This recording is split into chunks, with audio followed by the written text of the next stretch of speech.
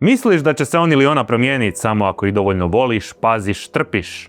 Neće. Ljudi se ne mijenjaju, samo mijenjaju taktiku. Nisi čarobni štapić iz Harrya Pottera. Tvoje kilometarske poruke na WhatsAppu koje on ili ona ne pročita do kraja, apsolutno ne mijenjaju nečije neuronske puteve. Ako je netko bio sebični narcis sa 25, s 35 je i dalje sebični narcis, samo sa boljim autom i više izgovora. Nisu se promijenili, samo su shvatili da njihova stara taktika više ne pali, pa su napravili update. Nekada davno bi ti jednostavno rekli da si lud, a danas su svi završili TikTok psihologiju, pa ti kažu da narušavaš njihove granice. To je kao da serijskom ubojici daš diplomu iz anatomije. Nije postao kirurg, samo sada bolje zna gdje treba rezati. Zaljubljivanje u potencijal je kao da kupiš zgarište neke kuće i spavaš na pepelu. Ti spavaš na jebenom pepelu.